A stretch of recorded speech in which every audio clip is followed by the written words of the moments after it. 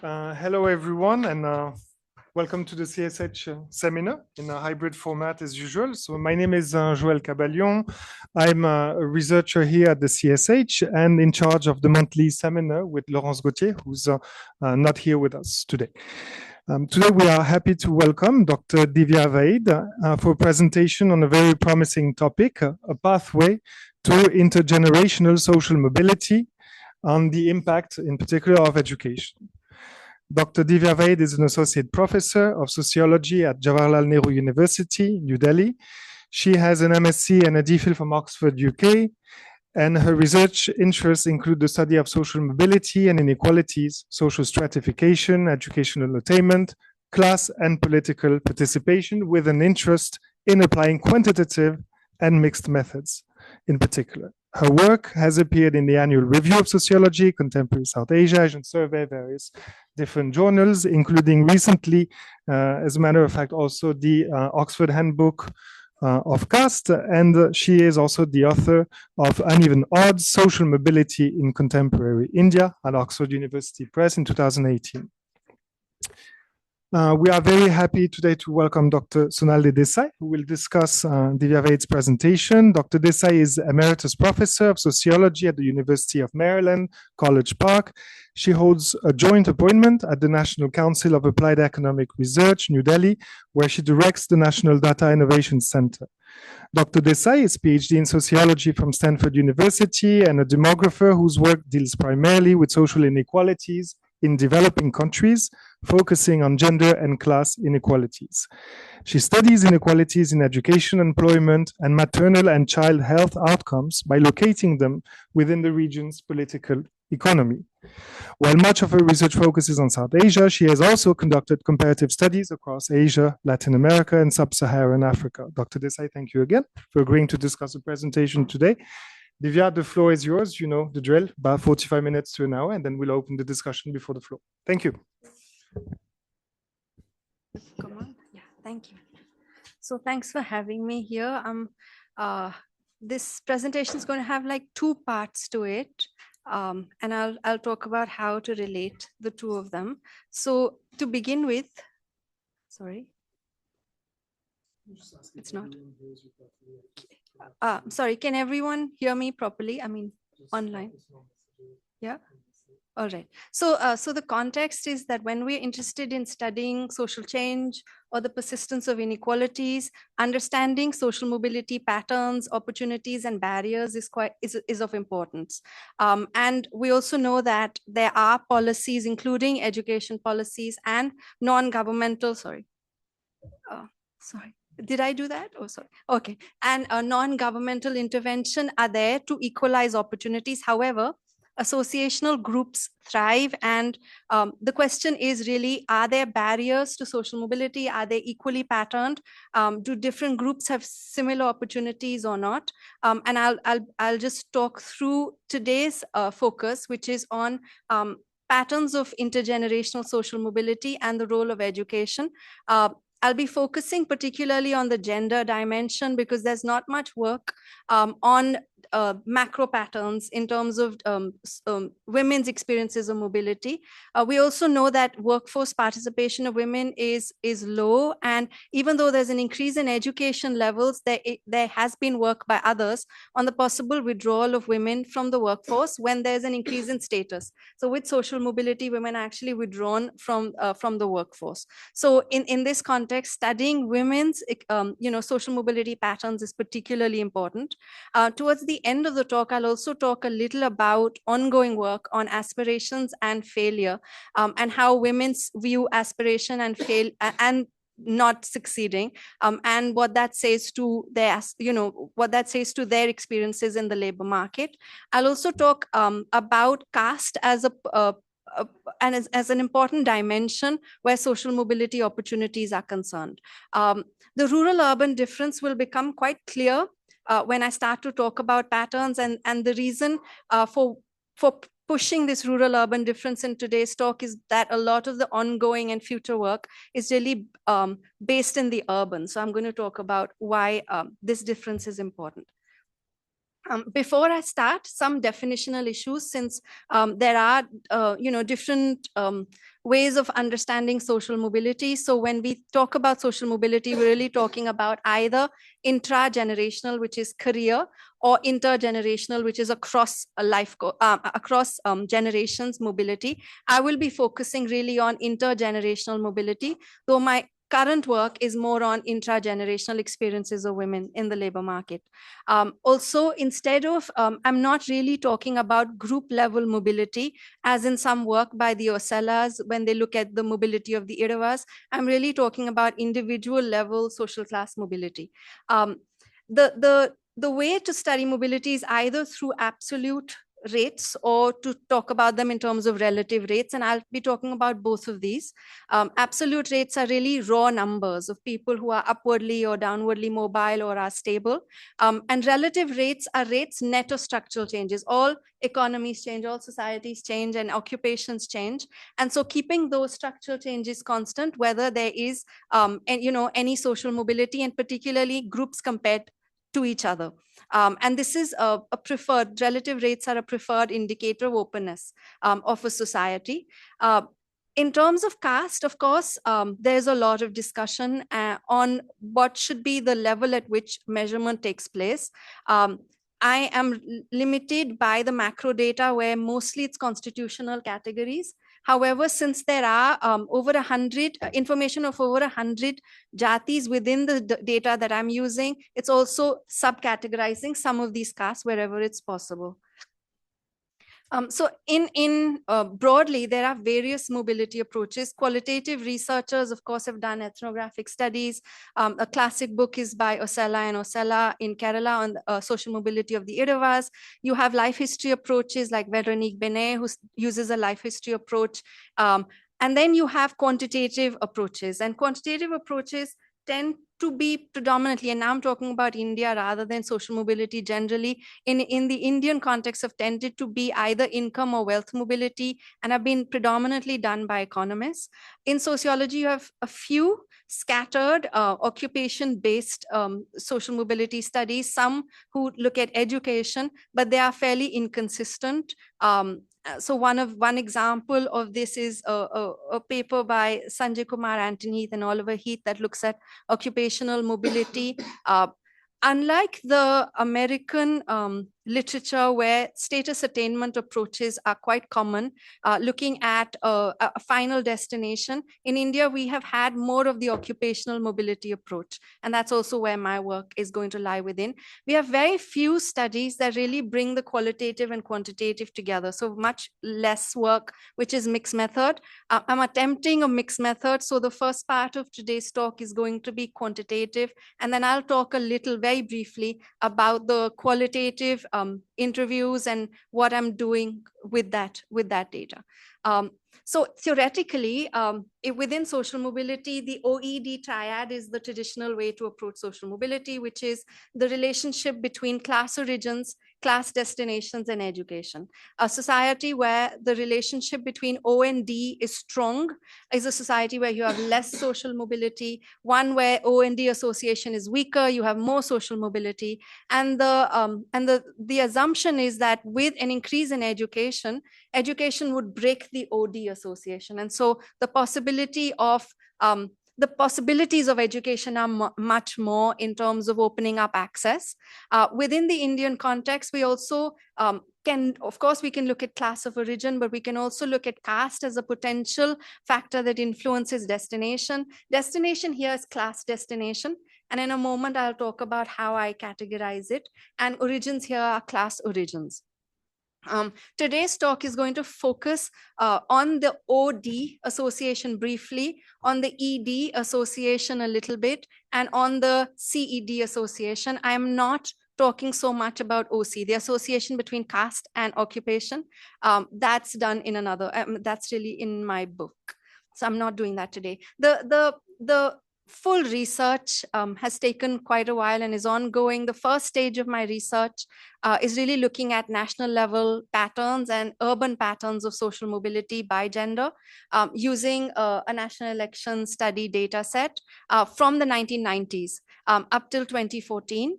And the second stage of the study was a survey that I did in Delhi and one more city, which is Patna, but I won't be talking about the Patna data today. I'll focus on Delhi. And then the third and fourth stages are in-depth interviews with young working women and case studies with them over an 8-year period. So to start with, which is the macro data, I'm using the National Election Survey data because it's an individual level, nationally representative data, and it can be traced to the 1990s, this data. So I'm able to do analysis over time. In 2014, there were over 22,000 respondents. It's from the electoral roll, so there is a limitation, which is the limitation of being registered as a voter, and also the response rate, while fairly high, they don't use substitution. So there is, in 1 year, I think 2004, they use substitution. Otherwise, they don't use substitution. In terms of categories, so class of origin and class of destination, and the term class, there's a lot of work on what is class and different definitions of class. And as I argue in the work that I've done, I'm taking what is an existing class scheme for India, which has been used by Kumar, Heath, and Heath, and expanding that with the data, which is on over 100 occupations within the National Election Survey, and then categorizing them within these bigger classes. For some part of the analysis, the 5-class scheme is used, which is professional, business, farming, manual, and low agriculturalists. But where possible, I'm using an 11-class scheme. This also, using a kind of consistent scheme, also allows for an overtime comparison. Tests of validity, predictive validity were done to figure out where the occupations actually lay within these classes. In terms of caste, these are the categories within the NES. So this is the data that's available within the NES. And so you have, there's a division in among the OBC amongst creamy and non-creamy layer. And you have what they call the peasant high caste. So there's a division that they have among land owning caste, and I try and use that as much as possible in the analysis. So I have about 6 questions that I'll cover, and I'll show you the results as I go, rather than the results all at the end of it. So the first question that I'm interested in are, what are patterns of occupational change? So when we're trying to understand social mobility, we're really trying to understand the economy as well, and how much mobility there is. And I'm looking at it through 3 things. One is looking at descriptives of intergenerational occupational change, and the other is through mobility tables, both absolute and relative rates of mobility. So this graph is really showing us from 2004 to 14, which is using NES data. This is for men.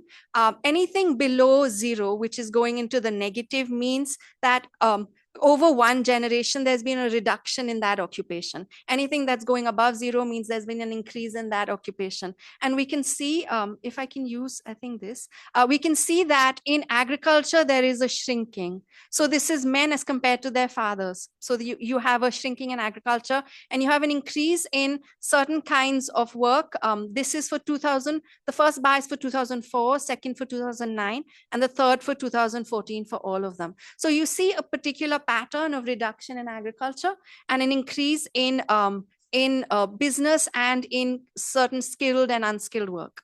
When I switch this over to women, you'll see how different the pattern is for women. We see a smaller reduction in agriculture. So women actually tend to stay back within low agriculture particularly. And we see an increase in lower professions rather than high professions. So women are concentrated in a particular kind of job within the professions. This is just an overall kind of figure of occupational distribution over these 3 survey years. When I look at absolute mobility patterns, which are basically, this is from a class mobility table in which it's a comparison of fathers with their sons over here and fathers with their daughters, not mothers with their daughters. And there's a reason for that, that we have very few women in the mother's generation with employment. So the book has a little bit of work on mothers with their daughters, but there isn't enough of a sample size to do comprehensive work with it. So it's fathers to sons and fathers to daughters over time. So you can see from 1996 to 2014. What's interesting is, I mean, these are percentages, and you have stability is kind of going down, which means social mobility in absolute terms is going up. from 96 to 2004 to 2009. However, in 2014, you see a reversal. Unfortunately, both 2019 and 2024 data of NES does not have information on parents. So one can't do this research with the newer data. So one's kind of stuck to the 20. They didn't ask for fathers or mothers. They asked for head of household. And there's no question on how the respondent is related to the head of the household. So you can't actually do this comparison from any period after 2014. So that last 10 years, we can't do that. But the interesting thing to highlight is the difference by gender. We see that women are actually much more intergenerationally stable than men, which is quite the opposite of most countries on which we have data. So, developed countries, this tends to be the opposite. But urban women are different. And so these figures in red are showing us what's happening to urban women. We see much more social mobility amongst urban women, and in some cases more so than among urban men. This is kind of the starting point for my qualitative research, in which I'm then interested to know what's happening to urban women and women in the labor market. But I'll stick to the macro figures for now. The last column shows us upward over downward mobility. So if these figures are, as you can see, in all of the years, regardless, there's more upward over downward mobility. So it is a country where there is increasing upward social mobility. Now, the other questions are about whether all groups are benefiting with this increasing social mobility. This is just a simple graph showing what these figures are like across birth cohorts. So if we can trace from the 2014 data, those who were born in the 1950s compared to those who were born in the 1980s, we see that there's an increase, especially for women, of upward mobility. There is downward mobility and slight increase in downward mobility. And this tells us that mobility, when we talk about it, usually in the literature, people tend to see it as a positive. Mobility is a positive thing, but mobility can also be in the downward direction. And so families might use different strategies to at least be stable. So intergenerational stability will be preferred to downward mobility. In terms of relative rates of mobility, these are just a few possible odds ratios. There are 100 of these that are possible from an 11 by 11 table of 11 classes. But what I'm trying to show through these is that within certain occupations, it's actually very difficult for people to leave those occupations. So this odds ratio is of people born in lower agriculture who are able to take up farm ownership, as compared to people born within farm ownership becoming farm owners. Similarly, for all of these combinations, and we can see that actually it's 237 times 1 chance that someone who's a low agriculturalist becomes a farm owner. It's much worse, much worse for women. Within petty business, it's slightly better for women, but it's nearly 380 times the chance that someone from a petty business becomes a large or a small business owner.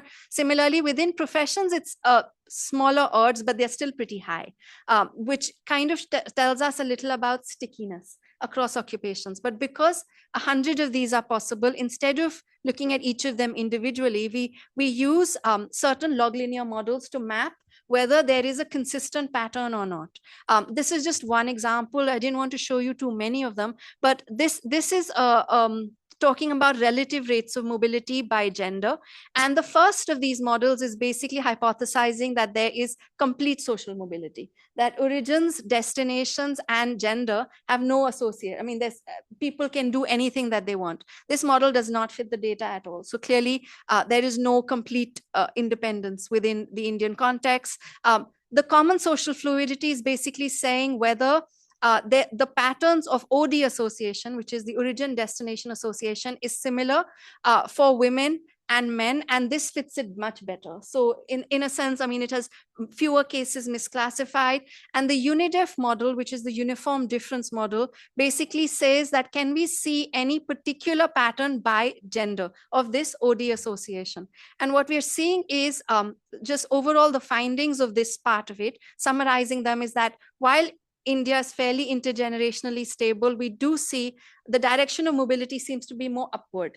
So there is an opening up that we see, and of course this data is going back in time, we see some decline and a reversal for 2014, but we don't know if that's a blimp or that's a pattern because we don't have data after that. We see that there is a specific concentration in particular occupations in agriculture or in non-agricultural employment. Women are in lower level positions. We see, I didn't show the tables here, but from the tables we find that across locality there are weaker OD associations in urban areas, which is expected. There is more possibility of mobility in urban centers than there is in rural. What's interesting for me is that for women, these parameters are weaker in urban, and they show higher opportunities for women in urban areas than in rural areas, and that's something I want to explore towards the end of the talk. The second question that I'm posing here is about, so once we know that there are certain patterns, clearly this is about a country in change, but there are still a large amount of stability. I'm interested in knowing whether there is any association between caste and class. This is not directly tied to social mobility, but it helps us to know whether caste class actually kind of overlap, whether there's a congruence at the extremes or not. To do this, I study some standardized residuals for a crosstab of class of origin and community, and class and community and class of destination. So I'm using a kind of different kinds of adjusted residuals. And when I show the graph, it'll be clear that any residual more than 2 shows that there are more people in it than expected by chance. And any negative shows that there are less people than expected by chance. So basically, when we look at, so I'll explain some of them. You have occupation at the bottom, and each of these bars is a caste as identified within NES. And this is a respondent identifies their own caste, right? And so you have for high professions, and then you have for business, etc. Any figure more than 2 means there are more people in there than you'd expect by chance. So you find in high professions, it's not that there's not a lot of significant results. Interestingly, scheduled tribes, you see more than you'd expect, and that's a figure that comes out later as well in the regression. So we can talk about that. In business, you see an over you see higher castes are over concentrated here. Higher castes are also concentrated as farm owners, and not so much in low agricultural work. So there is a kind of a caste class overlap. We also see certain occupations, for instance, manual work, where certain particular categories are, concentrated. This is for men. For women, it's less clear. The figures are not as dispersed for women, but you still see a concentration of, for instance, in business classes, women from the higher castes. So to summarize these, and I summarize a whole set of these, the findings are that caste and class seem to overlap at the extremes of the caste system, where we can see a sort of a manual, non-manual divide. While we see what they've called the so-called higher castes at one end are overrepresented in more stable white-collar occupations, professions, and in routine non-manual work, as farm owners. However, scheduled castes in the data, on the other hand, are underrepresented in these classes. And they also seem to be overrepresented in less stable and temporary employment, especially in manual work and as agricultural laborers. We see an exception of the scheduled tribes, particularly where the salariate is concerned, and especially when we break it up into rural, urban, which is something worth considering what those patterns are telling us. Taking these results forward, I ask another question. Has the relationship between caste and class destinations weakened over time? So the impact of caste on class destination, is there an association, and does it weaken over time? We expect that it would do. The modernization thesis would assume that, class starts to become more important and caste less so. Parameter estimates don't show us a very clear pattern. We actually see, this is fitting it to a log linear model. We see that these figures are they go up and they come down, but the overall tendency seems to be towards the downward direction, which is that the class, destination, and community overlap seems to be weakening, but it's clearly not disappeared, right? So we see, these are just the same findings, both for women and for men. The association between community and class seems to decline, particularly for the second cohort, goes up, but then again comes down. So something is happening, but there is a fluctuation, there is some weakening, and the weakening seems to be there particularly for women. The fourth question, which is about whether certain castes, and now this is really moving on to social mobility proper, where certain castes find it harder to move up than members of other castes from the same lower social class origin. So I'm interested in the interaction over here, and I'm looking at whether castes, when compared to each other, are certain castes more advantaged in the labor market as compared to others. And I'm using unidiff and log linear modeling, and if we show that some communities have a stronger association, then essentially we're showing that there are less chances of mobility for that community. At the end of, the regression, this is what I find. I'll explain what's happening here. These are unidiff parameters. Anything that's set at 1 is the base category. Any bar that's higher than 1 shows for that caste group or community group a stronger OD association, which means less social mobility. So for men, we can see that for the other categories, there's less mobility. But interestingly, there is more mobility for OBC, SC, and ST. Right? So there is some social mobility going on. For women, however, you see that for the same groups, there is actually a stronger OD association. There's less chance for social mobility happening for women from the OBC, SC, and ST community. Muslim and other category seem to display more social mobility. When I break this up, because it's possible in a social mobility table to break up where change is taking place, we see some weakening of this caste class association. However, upper castes are not entirely protected from downward mobility. They are, if we look at the cells of the table where they are downwardly mobile, they are actually upper castes in there. So it's not completely protected from downward mobility. However, there are hints that SC, OBC, and ST women have some difficulty in gaining social mobility, particularly upward mobility. And so we see a stronger OD association for them. Scheduled castes, ST, and Muslim men have a weaker association. So they have more chances of mobility. But when we break it down in the table, they don't only have chances of upward, but they have greater chances of downward mobility. So actually the mobility is in both directions. But interestingly, that no community is really protected from downward mobility. All communities are experiencing it to some extent. The talk today really wants to focus on merit. So I'm going to spend a little more time here on the idea of education and the impact that education has on social mobility, and whether it has an impact and whether that varies by gender or by locality. And so I'm interested in asking whether, all of these factors make a difference to the OD association and whether it's changing over time. Within the modernization thesis, and this has been debunked by many people, but it's still applied to the Indian context. So I wanted to study this within the Indian context, that the assumption is over time, ascription will become less important for gaining any occupation. So caste, class of origin, anything in ascription, which is what you're born into, will become less important. And what will become more important is merit. Achievement will become more important over time. And that's what I want to study, whether that is in fact true. And this is particularly important because we are seeing, as we saw in the previous slide, caste and class are still overlapping.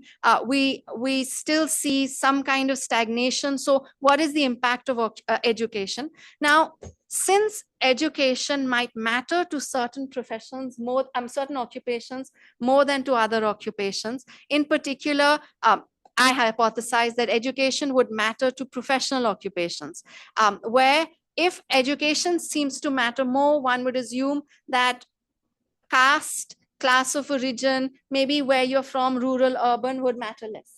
Right? And so that's the hypothesis. And what I'm doing and I'll try and talk over the machine, what I'm trying to do is to test a series of regressions over birth cohort. And the regression is this: the outcome is access to the profession or not. So that is it's a binary logistic regression, whether someone gains access to a profession or not. And I'm controlling for a series of possible independent variables. So I'm avoiding any figures. I'm just showing the pattern. So this is for men. and it's divided by birth cohort. So each of these columns is birth cohort. This is the 2014 data. These are the oldest respondents. There's a reason why I ended 1980, 89 for the 2014 data, because these people would be in their 30s. And within social mobility literature, there's an expectation that by the 30s, you've kind of set yourself in the path and got an occupation, and that's what you're going to do. So that's the reason for ending over here. The variables I'm controlling for are locality, father's class, which is class of origin. Caste has all the categories. I'm only showing the statistically significant one here. It has everything, all those caste categories that I showed you earlier, and education.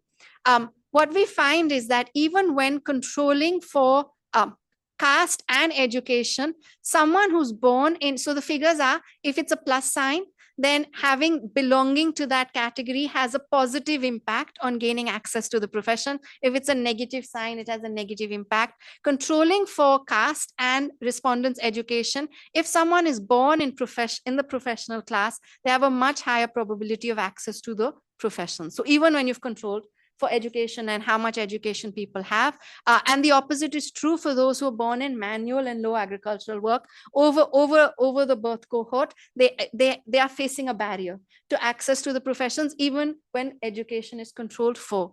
In terms of caste, the patterns are really not clear because none of the other caste categories were statistically significant. And we see that there is a positive impact of people from SC and ST communities across some of these cohorts. Now, as one of the hypotheses here could be that this could be the impact of reservation, that we actually see an impact. However, the data does not have information on whether this person had reservation or not.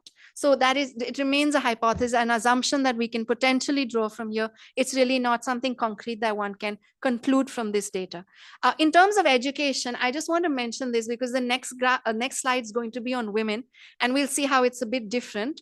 So men who are from intermediate or college, have at least intermediate or college education, clearly have a better chance of gaining access to the professions. This is sort of understood. If you have low levels of education, gaining access to the professions is going to be difficult for you. But when we switch this over by gender, we see that actually it's only college education for women. So even intermediate education is not sufficient. Women have a higher barrier that they have to cross to gain access to the professions.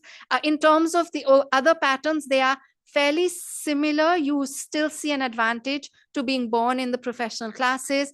You see a disadvantage for women. I'm not sure if this is a blimp. Again, it's only in one birth cohort. It's not across all cohorts, but you see a slightly different pattern for women.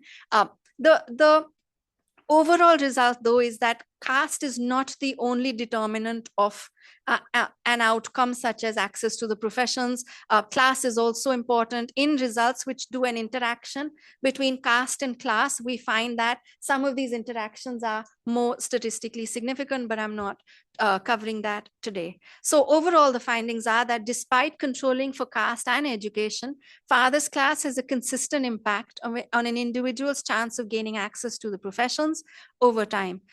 Education, especially in urban India, when I break this up by rural urban, we find has a significant role to play in the context of social mobility, but it's not leading to a replacement of ascription with achievement.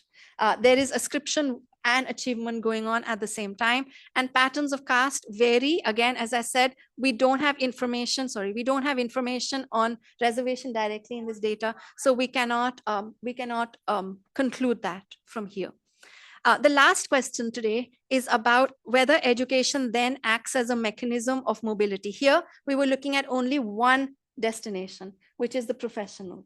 Now I'm looking at it overall, whether education has an impact across the board. And I'm interested in patterns of mobility by gender and whether education is a mediator.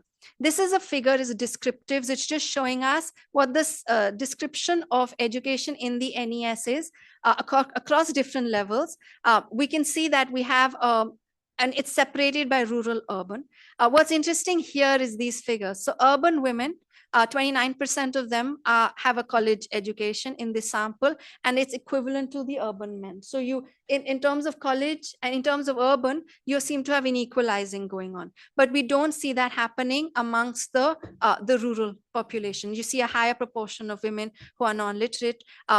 And I expect that this would have an impact on social mobility patterns. So this table is social mobility by levels of education. So going up from non-literate all the way to college, this is for men, and this is for women. We see that college women have a higher chance of social mobility as compared to college educated men, right? These are absolute figures, these are not relative figures. And we also see in terms of upward over downward mobility, it's 9 times. So it's actually nearly 3 times that of men. So there is something unique about women who have education and the opportunities in the labor market.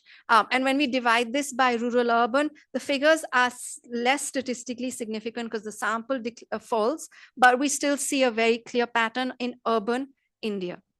So looking at that, then finally those were absolute figures. These are relative figures. These are unitive parameter estimates, as I said, of the regression models.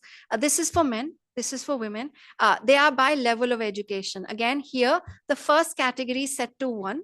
Any categories that's higher than 1 has a stronger OD association, so less social mobility. Any category less than 1 will have less. The first category is college education. So our assumption is none of these should be lower than college education, because college education is the one that should be leading to more social mobility. And we see that's more or less true. However, for women, you'll find that there is a much stronger OD association amongst women who declare themselves to be non-literate within the data as compared to men. And you see a higher bars for women than for men. Again, the barriers seem to be higher for women. So the finding here is that, read along with the previous analysis, education clearly is of significance to macro patterns of upward mobility. College education in particular for women is a marker of mobility opportunities. This seems to underline the significance of studying women, and particularly those in urban areas. And this is my segue now to the last part of the talk, which is just the last 5-6 minutes, in which I'll talk about what I've done since the macro work and how I'm taking it forward.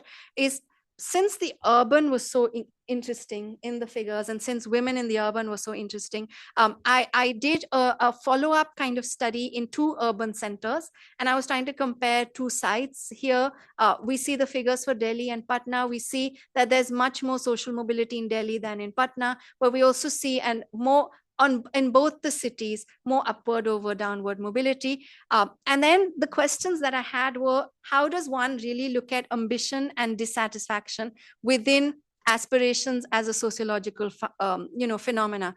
How do we study the barriers and risks that young women face in the labor market, and how those vary by occupation, by socioeconomic status, and particularly by education? And here I'm interested in focusing on aspirations in education and the labor market, not really lifestyle and other aspirations that people might have, since the macro work seems to hint that there is not only greater possibility for women in urban areas, but also greater precariousness. You would have remembered the kind of concentration in certain occupations was stronger for women, particularly lower agrarian and manual work categories. And I'm also focusing much more on younger cohorts of women, because we see when we do the birth cohort analysis that younger women seem to be displaying more opportunities. And since youth is kind of a liminal category, I was interested to study young women. So I'm really looking at them within in terms of opportunities of education and social mobility. I'm also interested, so far, when one looks at individual level mobility, there's no talk over there, or it's not possible to really talk about familial strategies for social mobility. But we know that social mobility is not something that an individual does on their own. It is actually sometimes a familial strategy. Like the family might invest in one person more than another because they have expectations of what might happen in the labor market. So within this second part of the work, I was interested in whether parents in low educated or low paying professions have a different desire for social mobility for their children, and how do they negotiate that, and is there something in terms of status maintenance that's going on, and what that does to limits of aspirations. And so this part of my work has really been based on in-depth interviews with working women across both formal and informal employment, and looking at their their relationships in terms of role, how they view their role in the city, whether they see the city as liberating in terms of work, whether they value education or not, and whether, and it's interesting because in the interviews it comes out that education is seen at two levels. Education is seen as necessary for survival. Particularly in my interviews, I can see that amongst women who are from the lower socioeconomic strata. They talk about the idea of regret of not having studied more and how important education is for the next generation. But for those who are from more privileged positions, their aspirations are very different. Their ambitions are very different. So different in terms of what they see education doing.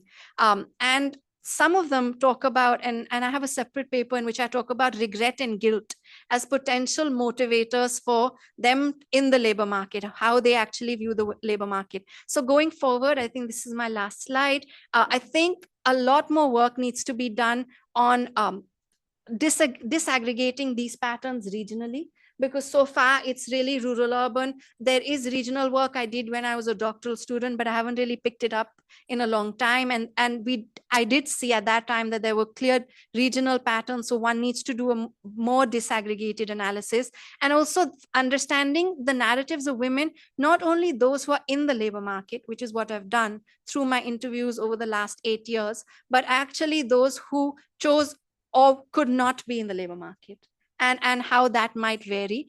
Also looking at spatial mobility is important, and at two levels. In particular, one is mobility of the reasons for the reasons why one moves. So either forced migrant versus a person who chooses to move will have very different experiences. That seems to be coming up particularly through the interviews. And also the kinds of occupations in which people move. So they spatially move for certain kinds of jobs.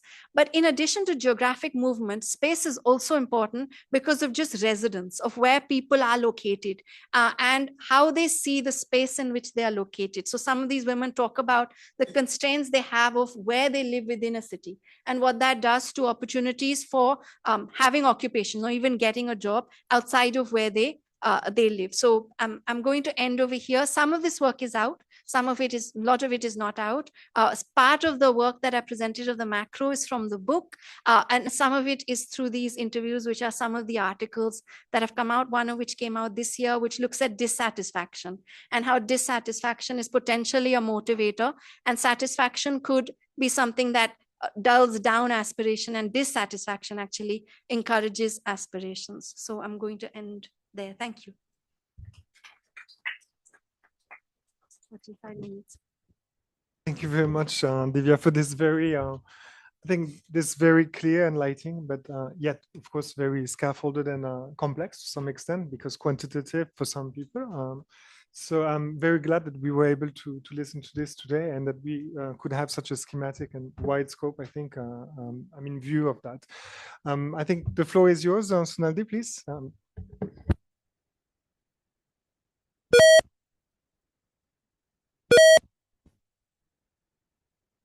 I'll start with two questions, just clarificatory questions. Okay. First is that you did a wonderful job of showing us how occupations were changing over. Yeah, sure. You did a great job of telling us how occupations were changing over time. So how does this occupational change get incorporated in your log linear models? Should I just Yeah, please. Yeah. So a log linear model is essentially saying that, so we have possibly several mobility tables, and it's trying to see whether we see a pattern across those mobility tables of change, and it allows us to control so what happens with absolute mobility figures is that we are seeing this proportion is upward and downward mobile. Now, in any society where, let's say, agriculture is shrinking and services are increasing, you're automatically going to see more Mhm. upward absolute mobility, which is what we're saying. Through the log linear analysis, we're able to control for these kinds of changes that are taking place within the occupations themselves and compare across occupation. So if I do a log linear model, if I do a log linear model across gender, I'm able to say that this OD association that is hypothesized, whether that is consistent for men and women or whether it varies for men and women. So I'm able to show it to that extent. So I'm able to compare by gender. Then when I do one table, which is on caste, I'm able to say whether the OD association that we're observing is specific to a particular caste or it's consistent across caste. And then we can disaggregate it by looking at the residuals of the table to see where those mobilities are taking place. So you're taking into account the marginal Yes, the distribution. distribution, yes. Okay. That's great. And the second question was, how are women coded if they are not employed? How are women coded? So in this, in the macro, they won't be a part of it because it's their own occupation. Right. So they're omitted. Yeah, they're omitted. But in the book, I also look at marriage and mobility, which is something I don't talk about today. In that case, because there's a possibility that social mobility is something that's also negotiated via marriage. And that might be a bigger familial strategy. In that case, there's information in the NES on spouse's occupation. And so I'm actually looking over there about women who are employed, their mobility as compared to their fathers, and women who are not employed or employed, regardless, their mobility in terms of their husbands and their fathers. So one can do that kind of analysis. But in this analysis, they exclude. Okay. Yeah. No, that's great. Thank you for the clarification because that was something that was not very clear here. Okay. It's really fascinating to think about the fact that in India, we are seeing now greater levels of upward mobility than downward mobility. Okay. Some part of it is probably associated with reclassification of occupations and the changing occupational structure. Okay. But you are clearly taking into account some of the marginal distributional changes. Okay. The second part is that I thought was very interesting was looking at occupational and education as a mediator of some of these changes. Okay. Now, we are constantly being told that education quality has been declining over time, right? And educational quality is probably quite heterogeneous because it must depend on the parental social economic status. You know, rich parents are sending their kids to schools and colleges which are quite fancy and they probably have very good skill set, whereas poor parents might not be. So in some ways, it would be very nice to be able to understand. And, you know, obviously with the kind of data that you have, there is no chance you can do that. Okay. But still, it would be very nice to be able to understand to what extent the educational quality differentials are sort of playing a role in the intergenerational occupational mobility. The other thing that actually strikes me is that the big story for India currently is really that education has been growing and occupational distribution hasn't been changing nearly as much. Consequently, the likelihood of being able to find a good job has been going down over time in spite of education. Okay? So I'm not quite sure what would be the best way of modeling it within some of the kind of analysis that you are doing. But that clearly is a story that we need to hear in some ways. Okay. So that would be really nice to see. In the other part, what I found really interesting about the whole talk was the distinction between men and women. Okay, and it sounds to me like you started somewhere with the whole Sanskritization kind of a story of families wanting to withdrawal from labor markets, etc., associated with changes in social norms. And somehow that story dropped out as you are going. And part of it may be that you're only looking at employed women. Okay. So some of that might be sort of worthwhile and interesting to look at.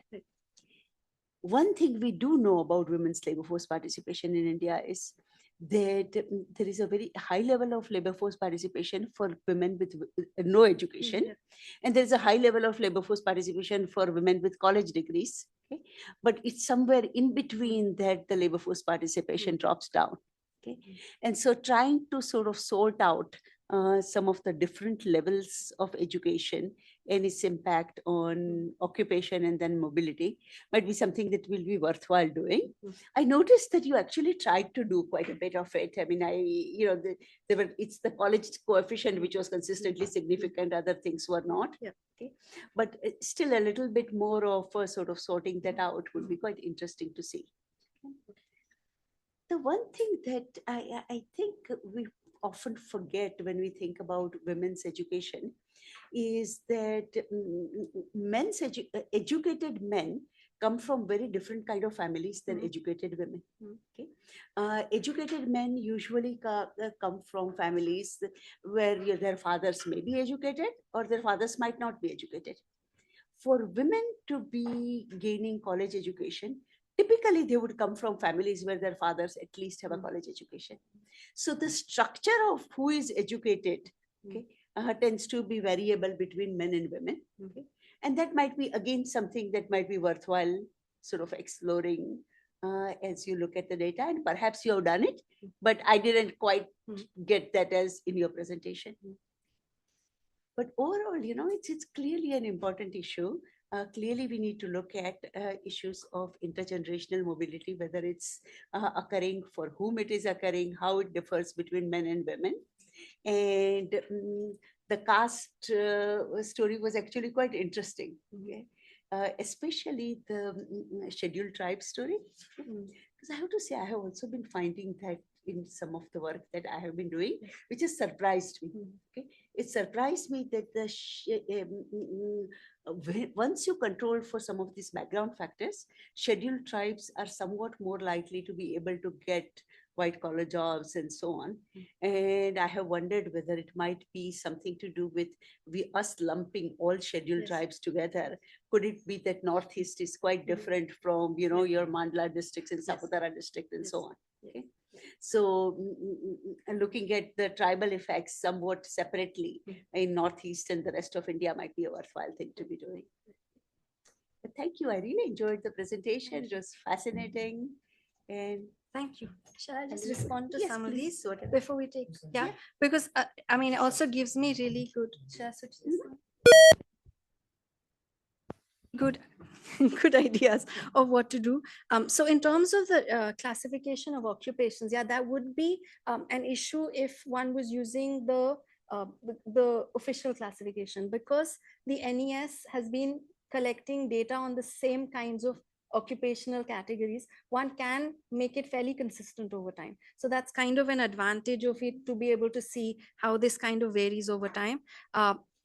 This thing about education as in terms of quality of education between the rich and the not rich, it's not, I mean, as you mentioned, it's not possible to do it through the big data, but I'm definitely seeing this in my interviews.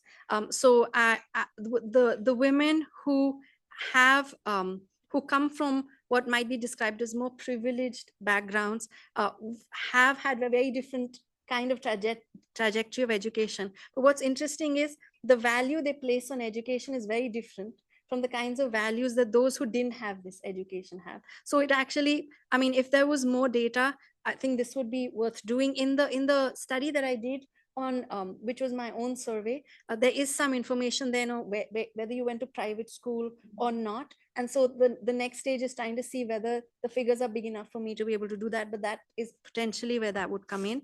You mentioned that the story is about education is growing, but the occupational distribution is not really changing much over time. And opportunity, I mean, in the sense the job market might not be changing at the same pace as we see education changing. We can,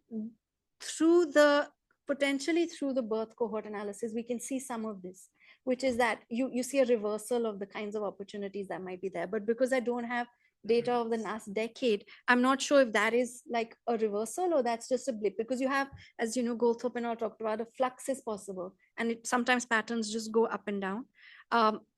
I began by talking about withdrawal of women from the labor market in the context of research, which shows that families that are upwardly mobile might negotiate status by withdrawing their, the women from occupation. And since I am only looking at women who are employed, that is the biggest limitation.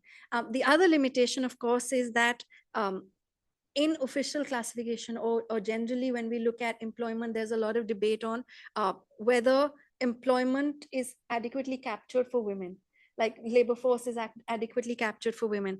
Because the NES is individual level and the women are individually interviewed rather than a household level survey, I'm hoping that some of this is kind of overcome, but I'm probably not so.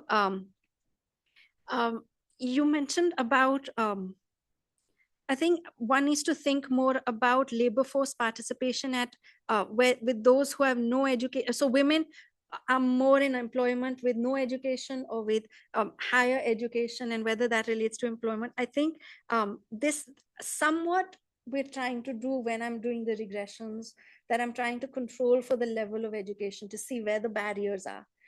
And those who have college education clearly seem to have a different possibility or in the labor market. But this probably requires more disaggregated analysis. This is a very important point, that educated women might come from very different families as compared to educated men. And so to study in some work with a colleague, we were looking at what influences education. So in the OED triad, education itself is not, it's not value neutral, right? Education is influenced by origins and the kinds of origins that might be there. And so we over there, we're trying to map what the impact of caste, class, and other origin is on education, and then to see whether that influences. But I did not present that. I could not present that today. And the final thing about scheduled tribes, I would agree with you. I think a regional analysis is potentially what is needed to see whether this holds across the country, because we also see different patterns of women's employment if you're just looking at, in different regions of the country. And that might, so whenever we have a macro, it's kind of aggregating across so much diversity. And that is the limit. I mean, there are strengths to macro analysis, but that's one of the biggest weaknesses of it. And the more I try and disaggregate, the smaller the figures are to be able to actually do any constructive analysis over there. But I think, I mean, these comments are absolutely brilliant, because some of this is possible to do qualitatively. It might not be something that I can do in terms of generalizability to talk about whether, class of origin mattered. But some of this is actually coming out. So for instance, in some of the case studies I have are of, one of the case studies I have is a very interesting one of a woman who was an entrepreneur, so self-employed, and failed. Business fails. And the first time that I spoke to her was about 8 to 10 years ago. And she was at a high because she had set this business. She was on these lists as, young entrepreneur and all that. Then I met her like 8 years later, and she said she lost it. And the arguments about the value of education. So she came from a slightly more privileged family. They were able to support her, so she was able to like kind of rebuild her life. But she says that she quit education very early. Even though she had all the options to study, she decided no, work mattered. And she talks about how credentials are so important, because she wants to now set up a business. If she wants to raise money, she doesn't have an MBA. She doesn't have anything more than a BA. All of those things actually start to matter. And the decisions that the families makes for her also matter. And in comparison to another case study, which is a young woman who wanted to be an entrepreneur, comes from an entrepreneurial family, but her parents said, you won't inherit the occupation, your brother will. And so because you won't inherit the business, you should be educated more. So she is more educated than her brother, because the negotiation within the labor market is that you won't inherit this, so you have to go get a job. But she's not in a business because that's too much risk. And the family decides what is high risk and what is not high risk. None of that one captures through macro research. Macro research is just capturing what these bigger patterns are. And so my idea is that through a mix of the two, one can also get a bit of a sense of the narratives of these women. especially those who do enter the labor market. The limit is, though, I don't have women who are not in the labor market in those interviews. But thank you. All of you. So we'll wrap up for today. Just a small announcement about next month. The next seminar will be on the 11th of November with Vaid on sovereign anxiety, public order, and the politics of control in India from 1915 to 55. Bye to everyone and see you very soon, hopefully. Thank you again to all of you.